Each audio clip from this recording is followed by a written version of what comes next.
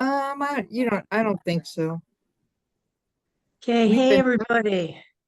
I'm Holly Elissa Bruno, and I'm here with my buddy and fellow traveler. Hey, Denise Rokiki, good and afternoon.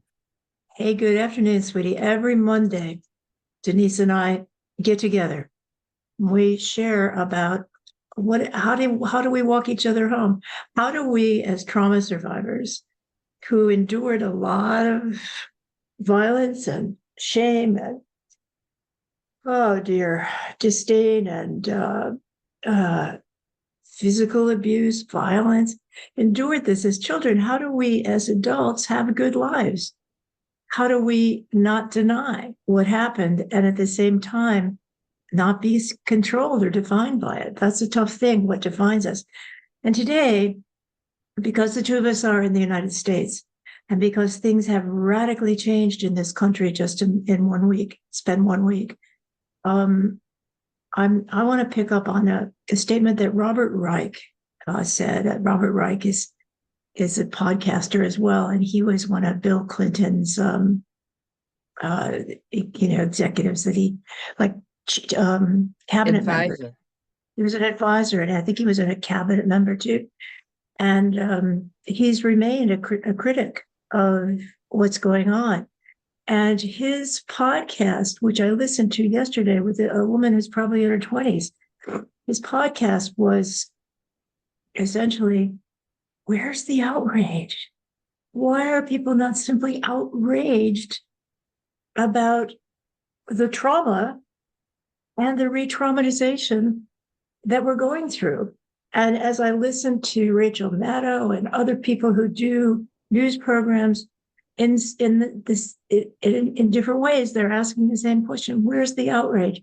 And I think as trauma survivors, we know the answer to that question because the first thing that not just Kubler-Ross said about what do we do when we're in stress, but the first thing that we've learned that trauma survivors do is to say, ah, let's find a way to deny it. Maybe it's not as Right. bad as we thought it was. So, Denise, where are you on this? Because you also raised another topic about the brutalization against one out of every three women in the United States. There's something similar here, trauma going on there too. Where's the outrage? Yeah, I'm trying to be in denial actually and remain neutral. But, because I'm on Facebook, I see the news scrolling by and his face. And I think it's too much to be outraged about. I think I'm over outraged or I'm kind of numb. Oh, it sounds like overstimulated, just overwhelmed, just.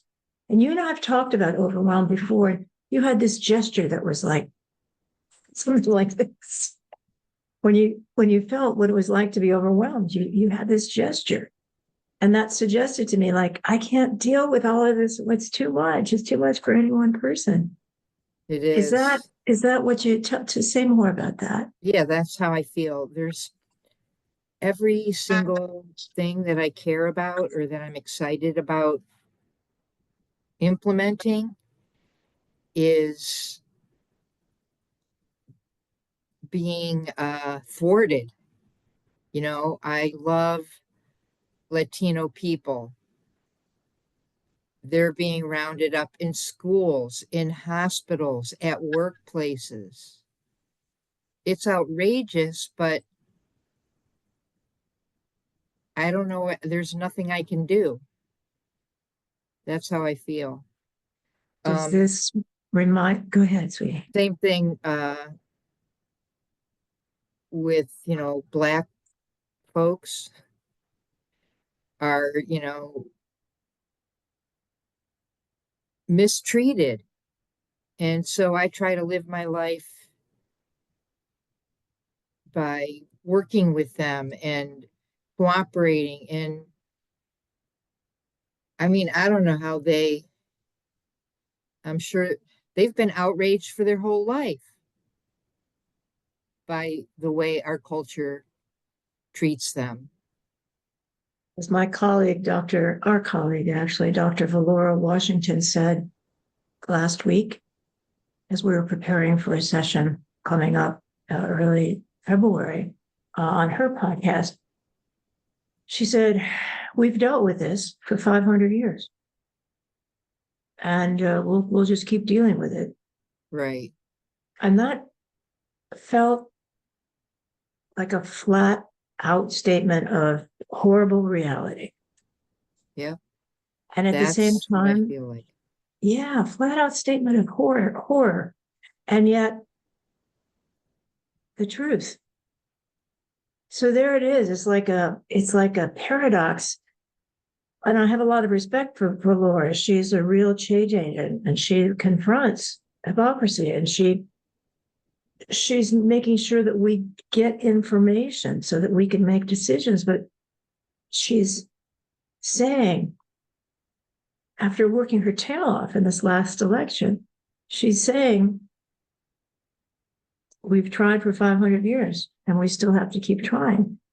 The Right. positive thing there is that maybe if we try for another 500 years in America, this alleged free home of the free and the brave, maybe we'll get a woman as president.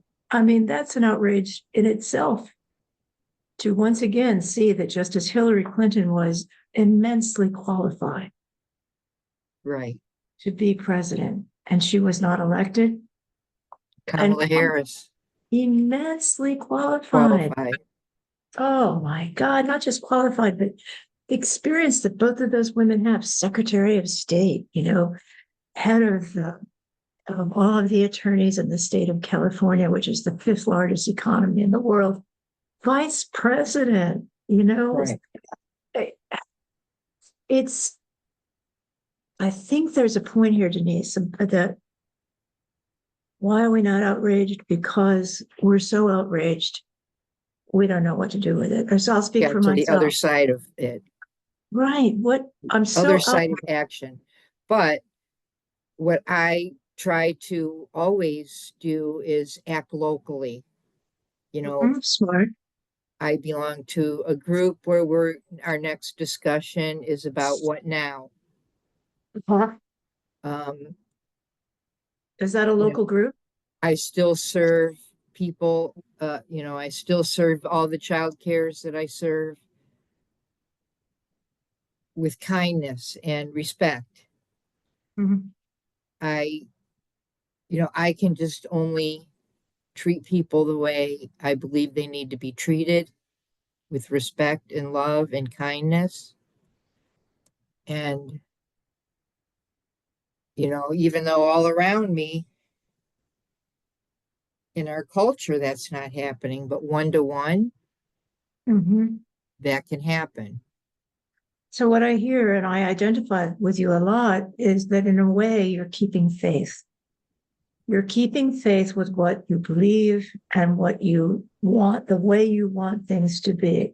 And so if disrespect is being shown at every which way turn we make, we can show respect.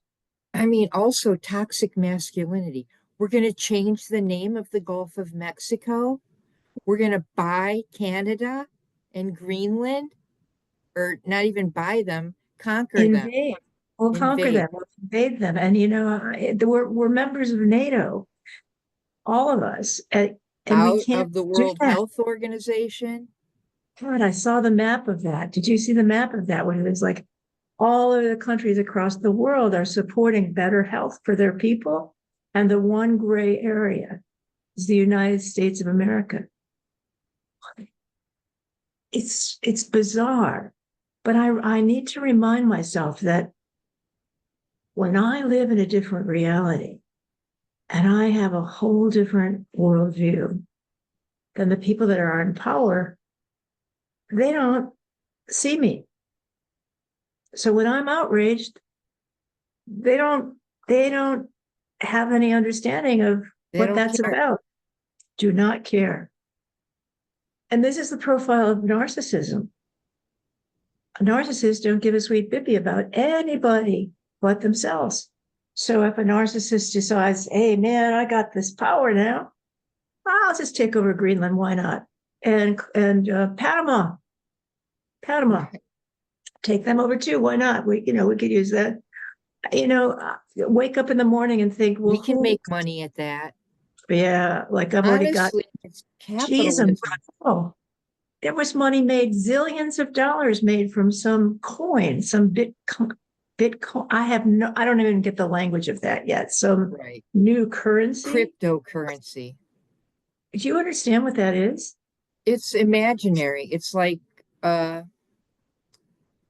was gonna say it's like buying a Beanie Baby and hope that it raises in value, but it doesn't even have a baby. It's a imaginary coin.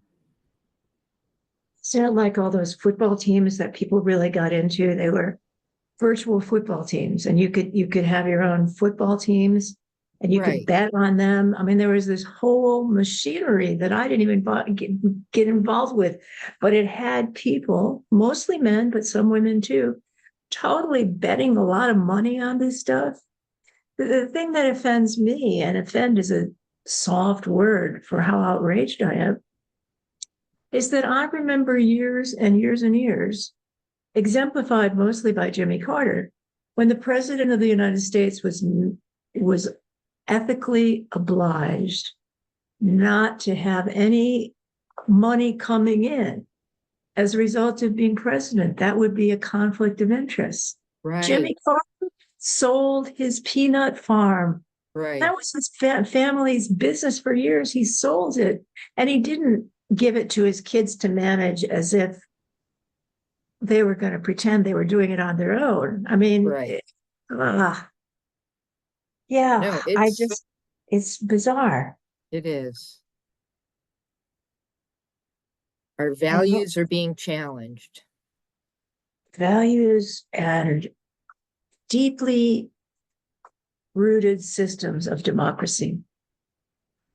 I'm still reeling from and stunned and can't believe it, but I do now believe it, that the three balance of power entities in the United States, we've got the executive. Okay, we got the executive. We've had different embodiments of the executive, but we got the executive branch. And then we've got the Congress, and the Congress represents allegedly all the people, and represents all the people in two ways: by state. Okay, every state gets two people as senators, and by population. So these really populous states get allegedly more. And then there is this thing called Judicial. the judicial system, and that has been sacred, untouchable for as long as most of us can remember. And yet, when I think about it, President Roosevelt was accused of packing the Supreme Court. Joe Biden was thinking of adding more people to the Supreme Court. Why? Because Supreme Court packing had happened. We don't have a balanced Supreme Court. We have a right-wing Supreme Court that has done two A outrageous things. magma. Yeah, it's a magma. So what does that mean, magma? Make America great again, but the Donald Trump cult members. Yes, and I think there's another meaning to magma too. It's just like a big glob of stuff that comes together and like what's the word? It kind of like overcomes everything. It's in like a in volcanoes. magma. Yeah, what is that? I'd like to look it up. It's like that's the stuff that's so hot and so molten that whatever it rolls over, it kills Right. and carries with it. I mean, that's Consumes. consumes, takes the whole shebang. So what happened was the Supreme Court waited and waited and waited, and then came out with this statement about presidential immunity. And it is so totally contrary to everything we believe, Yep. and so totally annihilating of balancing that third branch of power. It just gives outrageous power. So outrageous that the president, as he said, I don't know, over a decade ago, he said, I can walk down the streets of New York, shoot somebody, and I won't be liable. And I thought, what a bizarre, narcissistic thing to say. But now the Supreme Court has said, yeah, whatever you do, just do it. Just do Yeah, it. You can do things that are legal. You could have, I mean, the question was raised first, Denise, can the president of the United States have people shot and killed? Can he have people put in concentration camps? Can he go to what you already mentioned, just go to workplaces and kick people out and put them on airplanes and send them back? Well, that was his plan. All these people were going to get flown back this last week to Mexico. they I'm rejected sure them. that's They said, didn't anticipate that. How could they reject them? How I could don't that? know, but I'm I glad don't they know. did. I am too. Oh my God. So Um, that there is resistance. And, the stories that I'm reading and listening to and focusing on are those stories of resistance. You know, doing what? There's a gazillion states right now, okay, maybe not a gazillion, I do tend to exaggerate, that have uh, signed a lawsuit against this loss of, it's a constitutional amendment. A president can exactly. executive law it. So there's I think 25 states that have I already. love it. The attorneys general of all of those states, and it's a lot of them, were ready for this. And the minute at the absurdity, the king, the despot, the dictator, the Führer signed an executive order that allegedly wiped out the Constitution of the United States. And what he wrote was, he doesn't matter if you're born in the United States, you're not a birthright citizen. Anyone who looks at the 14th Amendment knows that the 14th Amendment says you're born here, you are a citizen. His And in son, one stroke of the pen, he's going to wipe that out. his own son is born of an immigrant, a non-citizen. Isn't that true of all of his wives? Weren't all of his wives immigrants? Yes. And if I So I got it don't know how right, that's going to affect Barron. I'm sure Barron will be just fine, whatever that takes, whatever it takes. There's always an exception for the privileged, right? Right. But let's look at what's going on here as trauma survivors. Here we are, trauma survivors in a huge, Denise, it's a huge re-traumatization. And how can we not just survive, but claim our true selves in this re-traumatization? That's the question I've got. And as you were talking and I was listening, I was feeling like, okay, one of the things that it's okay to do that I was never ever told or encouraged, or even people didn't even understand this, that it's okay to grieve. It's okay to effing grieve. Yeah. And there was something that I sent around on Facebook. It was a woman with her head in her hands, weeping for the United States, weeping. And I believe that's something we can do. Right. And And it's now, sleeping. I've been napping a lot more. When I would normally be watching the news, I'm taking a nap instead. I don't watch any of that stuff until it comes to be the night. And then when there are trusted people like on MSNBC, Rachel Maddow and Lawrence O'Donnell and Joy Reid, people that I know are going to face and tell the truth about what's happening. I will listen to, and then I monitor myself as a trauma survivor. So how I'm asking myself emotionally, how much of this can I take? Like, let's talk specifically about the Episcopalian bishop of Washington, D.C., Reverend. I don't know her name, but I did send her a thank you card. And she must have gotten zillions of those. Yes. Billions of Yeah, those. she spoke truth to power. And honestly, it was a Christian presentation, which they're supposed to love.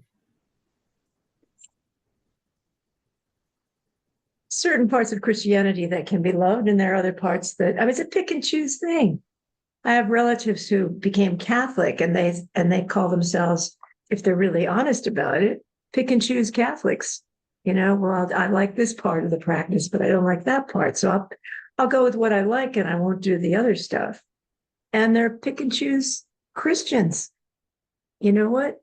Christianity up the wazoo says love everybody.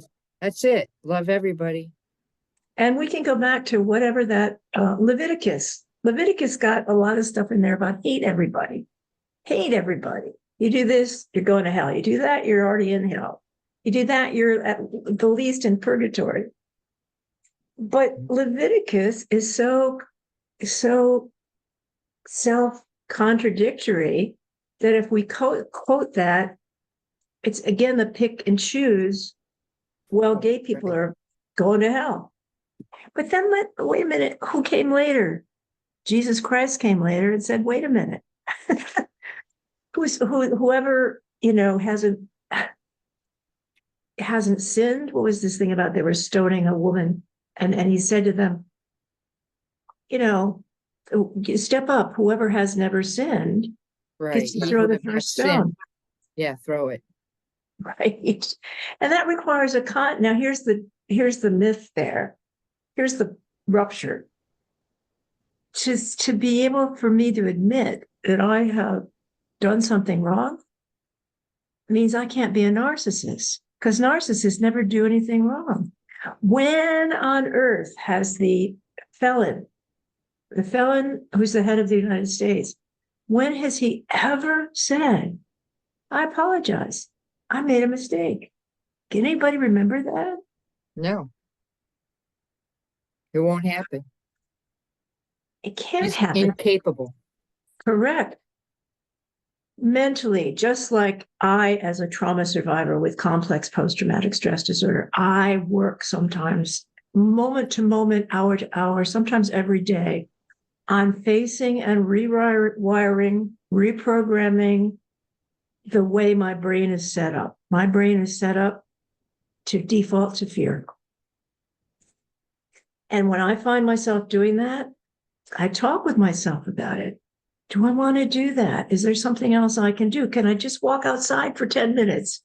Would that help? Well, yeah, you bet it would. What if on my way back in the house, I look up and I look at the stars? Would that help? You bet it would. I talk myself out of depression. Right. I talk my brain out of just going, it's hopeless. Because I know there's a drug in that. There's a drug in hopelessness. There's a drug in depression. And I sadly survived a lot of my childhood drugged by depression and sadness, because I fought hard to stop the injustice that was happening. I fought hard to get my father's attention. I fought hard to claim a space for myself as worthy. And every time I fought hard, I was literally raped, incested, reminded I had no power, reminded that I was nobody. I mean, who was it? Who's the guy who said, Stella? And he's talking with his brother. I could have been somebody. You could have helped me, But a narcissist isn't about helping anybody. A narcissist is about making sure he gets everything. And that's why it's stunning to me that this thing that Trump was selling the day before he got elected, he's playing like a spider plays with, or cat plays with a mouse. He's playing with the newsmen, and they're saying, do you have any problem with this? That you sold something to make money, basically because you became president, you're making money off that. He said, I don't even know what matters here is I don't know how much money did I make. He knows how much money he made. But there's basically saying you made zillions of dollars. Well, that's nothing to these guys. And he's pointing there to his oligarchs. Right. And I'm thinking, this is a whole different world. If in my world, fairness, compassion, acceptance, encouragement, building trust, building Mercy. mercy, surely goodness and mercy will follow me all the days of my life. Yeah, that was the promise. And if instead the opposite is, I'm gonna grab everything for me. I'll grab everything for me. And even these oligarchs that are sitting in my front row, I'll screw them in a heartbeat if that's what I have to do. I mean, what he said about Elon Musk was, ha ha ha, he can't ever become president. He wasn't born in this country. So that's, again, the status, the power. I became president. People are saying, wait a minute, you can't even work for Starbucks if you're a felon, but you can be president of the United States. Oh my God, can't become a member of the bar association. You can't get sworn into the bar if you're a felon, absent some kind of huge, huge struggle. So, sweetie, I feel like two things at least are going on. One is overwhelm is like the umbrella that covers huge grief that this has happened. I mean, you, Denise, you said weeks ago, you said you were really looking forward. Remember that? You held your hand up. Can you tell us about that? You were looking forward to what? Liberty and justice for all. Mm-hmm. Is that what I said? When you something like that, what I remember you saying is you couldn't wait for Kamala Harris to hold her hand up and be sworn in. Right. And that was just so touching to me. And I remember talking with a women's group because I went to this women's college and that we had a conversation before the election. And everybody was like really excited. Same thing, we can't wait for this to happen. And I said, guys, I thought it was going to happen, but I've been traveling around the country a lot. And I've seen a whole lot of evidence that people are really supporting Trump. And what are we going to do if this doesn't happen? What do you think their response was?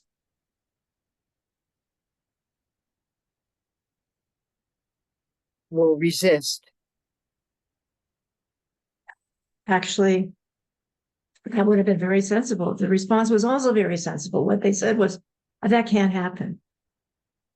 Right. AKA denial. He Right. can't win. He can't win. We just can't let this happen. I mean, I have to say, I don't know who I was speaking with, somebody from another country or just somebody not right here in my everyday life. And I said, I don't think he won. I think it was rigged. Now, as soon as I say that, I can beat myself up because that's what we do. Trauma survivors, I can beat myself up and say, well, come on, that's conspiracy theory stuff. And people get laughed at for conspiracy theory. But what the age was January 6th if it wasn't conspiracy theory? Right. Come on. Ah, girl. So let's talk about this question, Denise, and invite everybody that's listening to, because there are people that listen in now. We want more of you to come join us so we can take in the things you have to say and include them. And that'll happen. That'll happen. It will. But for now, we got people that are listening to this. And one of the people who was listening last week said, I learned a lot just by listening, just to one time. So we're telling the truth about trauma survivors.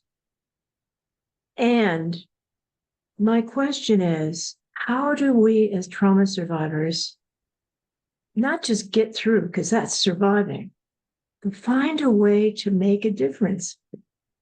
You already said some of those. You do the things you do. Right. On a And daily I'll keep on basis. doing them. And I also this week took a hydrating salt bath with candles and smells. I yesterday I cleaned my room to each individual corner. and did every speck of laundry, including my sheets and my just the things that bring me a little bit of joy. I'm trying to do them more. And let's get right into that because these everyday things matter. And when you and I end up doing the same things, I need to ask, what the hell are we doing this for?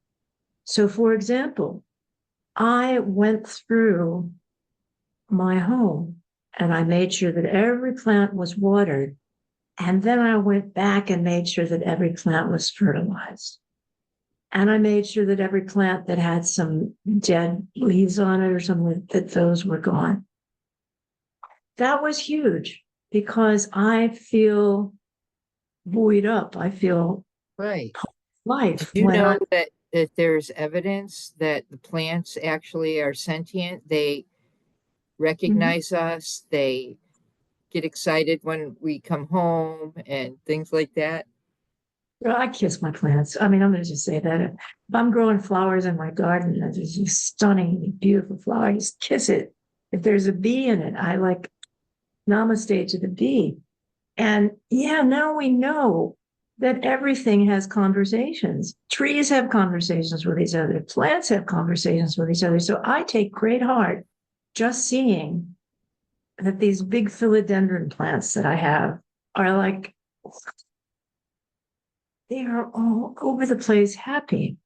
And so that is like encouraging life. That's something that trauma Right. survivors do really well. Right. Which I did. I did that my plant care yesterday too, and turned everybody around so they get different light. And yeah, I actually have one that I saved the moss out of the cracks in the driveway and made like Mm. a terrarium because the lid didn't fit on this jar that I was using for nuts. So I decided to do a terrarium and I put a plant on top of it to seal it. Oh, So neat.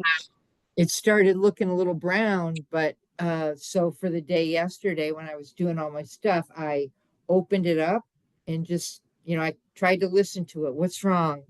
So I opened it up, I have a plant light, shined the plant light directly in there. And here today, it's got a lot of little green beauties. So, And I love that because there's the vibration of life around right, us. So we're both doing that. And something else we're both doing is cleaning out and cleaning up. right, I went through my refrigerator yesterday and I decided, okay, I'm going to make me some really healthy pizza. I'm going to use all these vegetables. I'm going to throw like the arugula, the green pepper, the mushrooms, the fresh garlic, the tomatoes. I'm going to do that. Or I also made tacos, and I threw everything on that. It's a way of like utilizing what I've got and turning it, it's alchemy. It's turning just everyday stuff into something that's nurturing. right, So that's another thing that I do. And I'm looking all around my house and I'm thinking, so what can I get rid of? What can I give away? What can I sell? How can I, and here's Henry David Thoreau, 3 words. How can I simplify, simplify, simplify?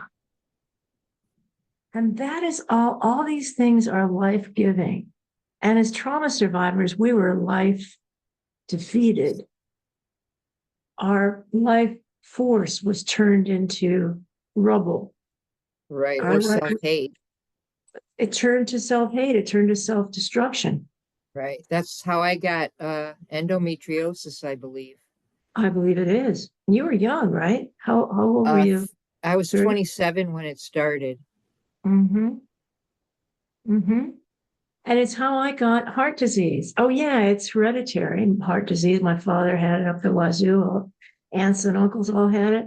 So it is hereditary, but it's why is it hereditary? Because people with broken hearts, people who are traumatized, or people who traumatize end up having are broken inside, broken hearts. So many of my relatives on my father's side have died of like, what is it, congenital Heart heart disease. disease, heart attacks, all this stuff. Damn, I just had a woman that was a trustee of the art museum, or I'm a trustee, and I was in India. I got back and I found out she had a heart attack and died. And I went to her funeral because I was just back in time for that. I went to the funeral. All of her relatives were there. They all happened to be from my homegirl place, which is upstate New York. And I'm talking to her. I said, well, I don't get this. I saw Susan. Yes, she was retired. She was taking art classes at the local community college. She was an attorney also, and she was like so much more savvy than I about financial management stuff. I mean, she all has, I like look to her to like for understanding about that stuff. So guys, I said, I'm in denial. I don't get it. And her husband, with whom I'd already connected, said, I'm stunned. She was like, fine. And then boom. And I don't think there's any accident that people are dying around this transition time. No. A lot of the dream is dying. And people that were part of the dream, it's done. Jimmy Carter. Oh my God. Jimmy Carter. Jimmy Carter. And let's take a look at a phenomenon that comes out, which is what do women and men, this is broad stroking it, I know, but do women respond differently than men when there's a big rupture like this? And I just want us to look at the fact, let's look at what Michelle Obama did and didn't do. Did you notice that, Denise? She did not go to the inauguration. Mm-hmm. Said, I'm not going. She also didn't, here's something I don't understand. She didn't go to Jimmy Carter's funeral memorial. I didn't understand that. I didn't read anything about it, but I also thought maybe she would have to sit next to Trump. I mean, how did Obama end up sitting next to Trump? I don't know. But and there were all these memes put online about Kamala getting upset because Obama was talking with Trump. Oh, come on. They're not like that. No. But let's now look at Reverend the chaplain, the Episcopalian chaplain. What happened to her? What did she do? What choices did she make? And what were the consequences? She spoke truth to power, and she was brave and amazing and so diplomatic about it, even, And what happened was the people who believe that way, who want mercy for all people, we applauded and thanked her. And the people that are in power right now criticize, they strike out. This is the male. I have a friend who's autistic who I eat lunch with every Yeah, you do. other week. His name is Joe. And Mm-hmm. he saw a video today that made him sick. And so he was telling me about it. And his first response is pound him, kill him. That aggressive.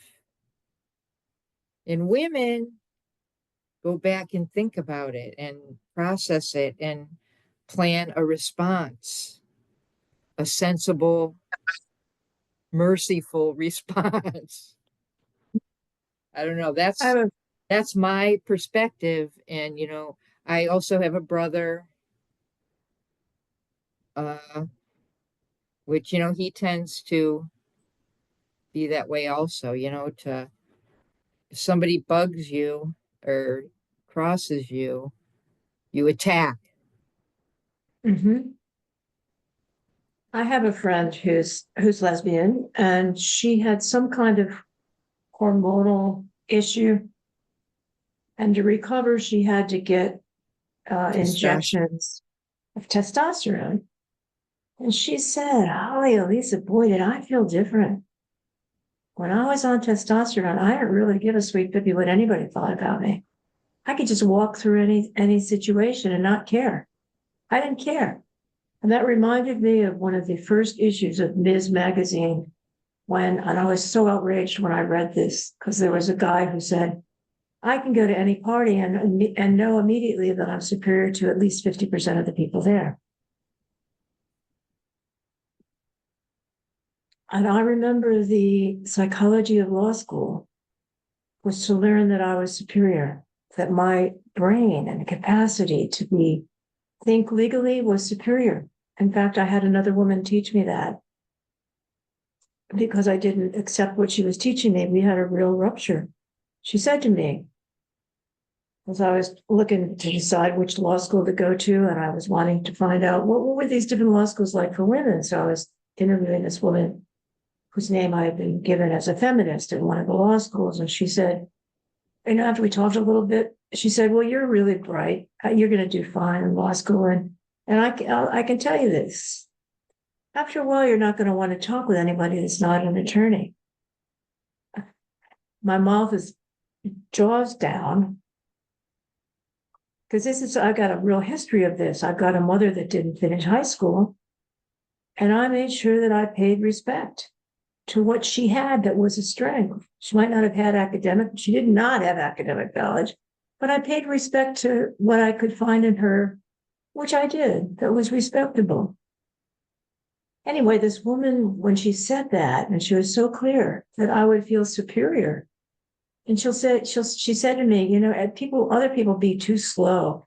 You'll be buying a ticket and you won't be able to bear the fact that it's taking so long for the guy selling the ticket to figure out how to do that. And as she was giving me the examples of how I was going to feel superior, my response was, she didn't give me a compliment. She gave me like a life sentence. That was not something I wanted. And so I said to her, and this was the deal breaker, because she was essentially saying, I'll mentor you in. I'll make sure you get in with it, boys. Because you're smart enough, you can do that. And then of course you'll owe me because I got you in. Well, what she said to me was, basically you're going to be superior. And I said to her, I won't say her name, but I said her name. And then I said, I always hope I'm able to keep learning something from the bus driver. And to this day, I get in an Uber. Unless I'm exhausted, I get to know the Uber guy. I'm always learning about where the local restaurants, what's going on here, what's a good part of town that would be fun to visit. I mean, it's practical stuff, but it's also, what's it like to work for this organization? Are you getting and respect them and Mhm. honor them with connection and conversation. Mhm. But if you're Because superior, you can't honor that. isn't that the difference between being a trauma survivor who emerges with compassion versus the other option for trauma survivors, and that's being a trauma survivor that emerges with the desire and the need to have power over somebody? And I have seen that. And one of the books, the key books on how the traits we have as trauma survivors, some of us have become people pleasers. We're afraid of authority figures. We beat ourselves up. We take on too much responsibility. We marry people that are poor me's and we try to fix them. All this stuff that we do. And that's the pathway of someone who was a victim of the trauma. But there's also another pathway. And the other pathway is somebody who looks at the traumatizer and says, that's where the power is. That's where I'm going to go. And becomes aligned with the traumatizer. So we've seen that. And that's in part what we're seeing. I look at these guys in Trump's administration. I look at that guy. He's Jewish. His name is Miller or something. And he's one of the major people that wants to get rid of people, get them out of this country. Didn't that just happen and Germany. Right. And what is this a-hole pumping his fist like a gorilla, silverback gorilla, like to say I've got power, and then doing this Sikh Heil? I'm not even going to do it. It's disgusting. Throwing his arm up like a Sikh Heil thing. And then right after that, going to an East German or German neo-Nazi convention. Mm-hmm. So if there isn't, I mean, what am I saying? There is so much emulation of abuse. If I can abuse you, then I've got the power. Hasn't history been about learning that people that grab power to themselves wreck civilizations? Yeah, but that's not the one they're reading. So what's going on with them? Is They uh, see other dictators in other countries being kinged and, having all the privilege, and that's what they want. so Trump has said he has seen, and I can't forget this. He said, I've seen Putin's heart. I've seen Putin's heart. Honey, one of the most diseased hearts in Christendom. This guy kills people off. Same thing with the guy in North Korea. Kills people off, had his relative killed off. But if that's what they identify with, and that's the kind of power they want, then they got role models everywhere. Right. And that's why it's such a world apart. But why can some people wear swastikas or wear a coat going to allegedly visit the children that were put in cages in Right. the Texas border? Wearing a coat that says "I don't care." Crazy. Denise, maybe trauma survivors, maybe this is a hard thing for us to face. I'm looking at it. Maybe trauma survivors get a choice, and the choice is either to become like the abuser or to say, I am not going to allow this abuse to ever happen again. And that's, I don't know, I'm wanting to say that's the tougher path because it takes constant work to not slide into depression. You said something at the very beginning of this program. You said you're napping a lot.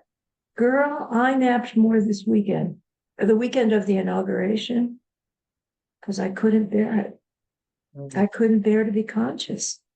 I couldn't bear to think at this time tomorrow this is going to happen. And 8 years ago, when he gave an inaugural speech, it was criticized as really depressing and awful. I have not listened to his speech because I don't want to hear it. I don't want to hear it. But I read reviews where people say it was depressing. It was full of packed with lies. Well, of course. He's a And liar. he's a liar. Doesn't. What worth is honesty? Here's a question, my friend, my trauma survivor, fellow traveler. What worth is honesty to a trauma survivor? Well, to me, that's been, my constant search to live authentically. Mm-hmm. So honesty is authentic, and they go hand in hand. Honesty for me, coming from a world of insanity, and mostly women being insane. Men were insane too as narcissists and abusers and predators, but that was accepted. Men's insanity gets accepted, right? Right. Women's insanity gets us put away. So both of my grandmothers get put away. Why? Because these poor women had at least 8 babies, all the time for 20 years they're pregnant, right? Their husbands are narcissists or drop over drunk all the time, alcoholic. Probably both of my grandfathers were pedophiles. I know one of them was because I faced that with him directly. But how did my father become a pedophile? How did some of my cousins? Oh my God, don't say that out loud, but I do say it. Some of my cousins become pedophiles. How did that happen? Was not that They took grandfather? power, right? They took power. And who do you take power over most easily? And then that ruins you for life and ruins if the people that narcissists and predators defile first, they defile their children. Right. It's not just the girl children, they defile their boy children too. Yep. But it's easier to defile a girl child because a girl child is probably not ever going to go big and strong enough to fight you back. I was always aware that my father was over 6 feet tall. And I was always aware that I was the youngest and the smallest in the family. Were you aware of those physicality things when you were being abused? Yes, that part of the dominance is physicality. Mm-hmm. There was no choice. No. And if we lived with no choice long enough, because I lived with no choice long enough, there was a part of me that started to believe. Right. Dissociate. Dissociation was the only way out for a person who had lost hope. And denial is one of the ways out for people who have lost hope after this election. You know, some of Which us. I am not. I scroll past if his picture's on it. You know, I don't want to see his face. Mhm. I'm not in denial. He is the president and he's doing stupid, asinine Cool. things. But I'm not going to read it. I'm not going to like it. I'm not going to look at it. So I am in denial for that. Or I'm denying his access to my mind.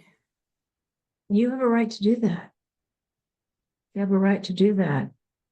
I'm doing that, but I'm also doing something different. I'm consciously choosing when to learn what he's doing and when to pay attention to what he's saying. And here's a time when I'm glad I paid attention.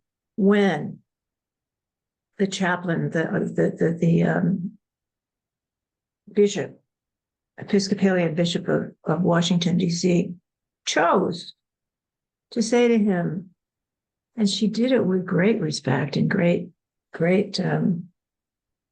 humility. 3 more minutes. Thanks, honey.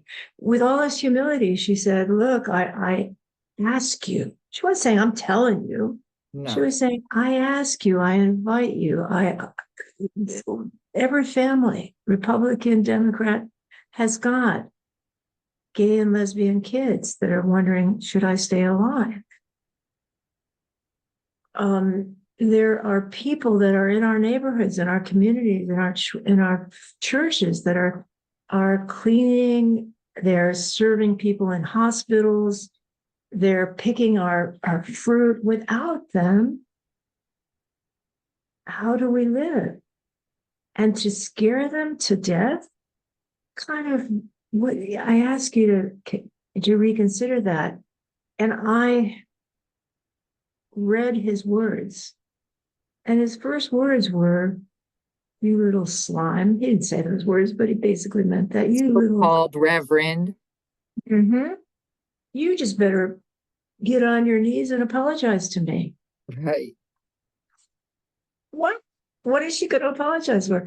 And then what she said was, I am not going to apologize for advocating for mercy. Right. she got such a response. I mean, you did one of the things that so many people lovingly did, which is to send her a thank you note. People reached out to her. There were all kinds of memes all over the social networking about God bless this woman for speaking out. She became the hero. She did. And she still is of that first week, and he hasn't defeated her yet. Now, I watched her interview. Did you see her interviewed by Rachel Maddow? Yes. Would you remember anything about that?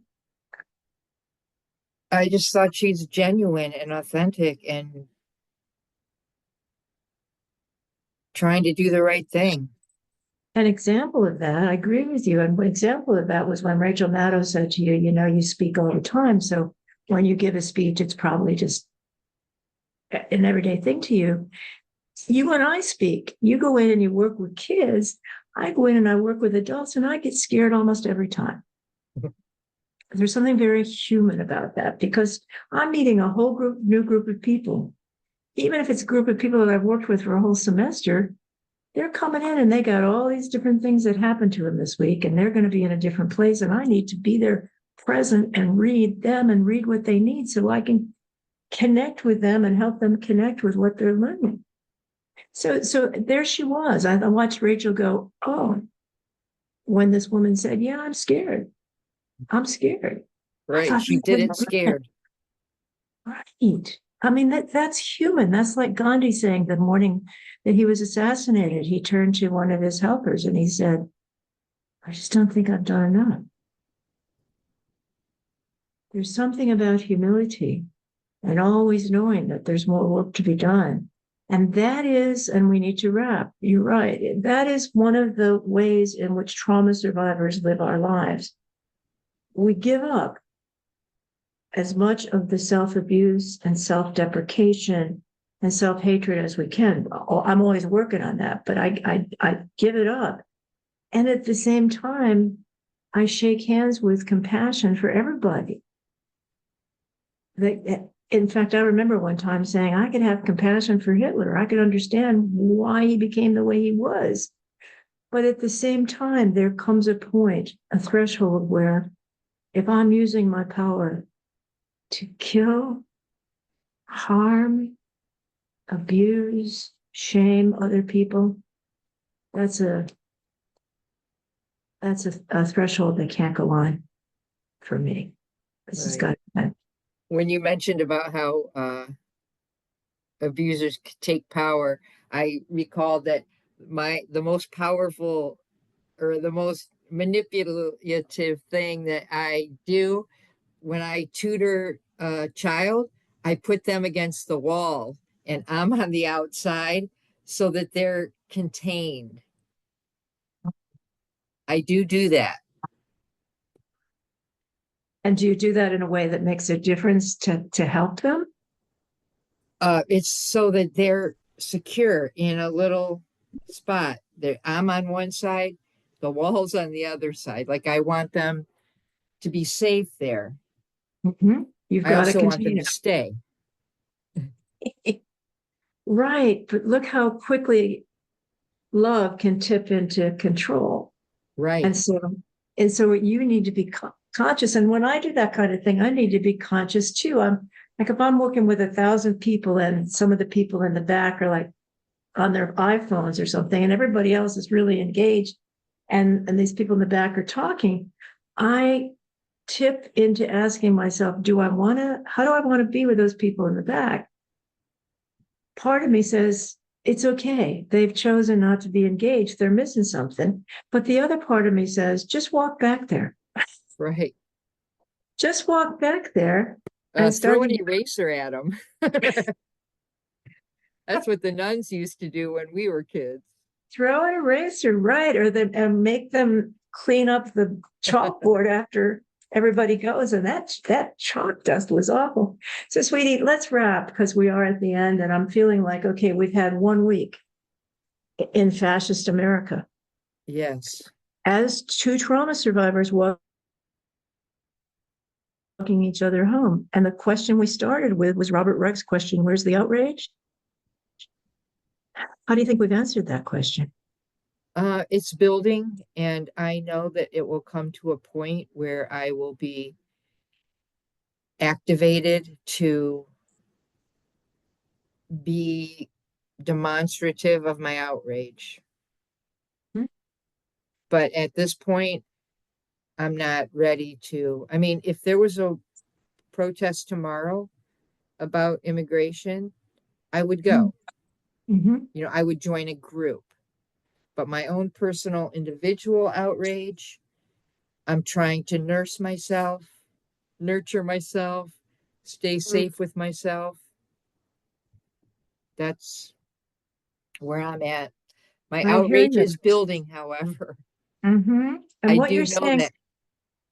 I hear you. So you got a concurrent thing going on, and one is what we hard lesson to learn, but once we get it, we really want to get it. And that's for trauma survivors doing self-care.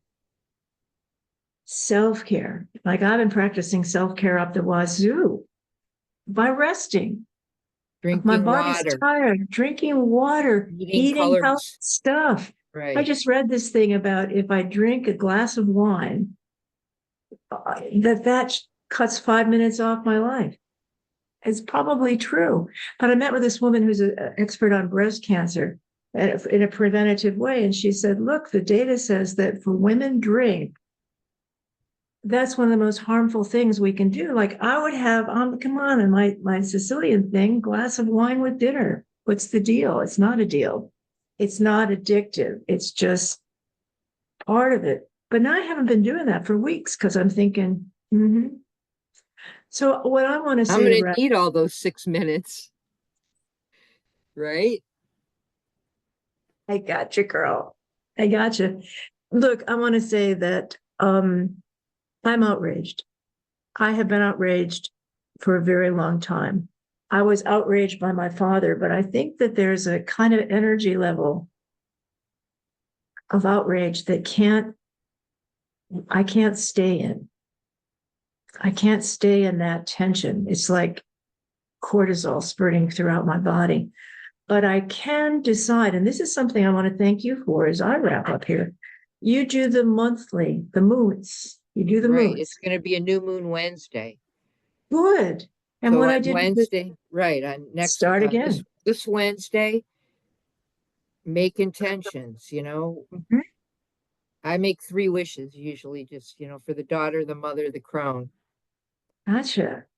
Well, what I did the last time I said I'm going to try out what Denise is doing here, and my intention was, and I've done it every day, to speak my true voice.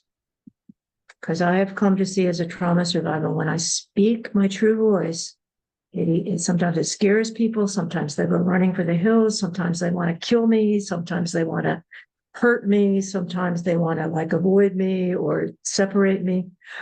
And sometimes they love it because somebody's speaking the truth. Right. Sometimes they Example, love like it, like the bishop. like the bishop. Yeah, and most of us loved her. She was doing it, and she wasn't doing it to be harmful. She was doing it to say, this is what I believe in. Please pay attention to that. Um, and so when I speak that way, and that was my commitment to myself.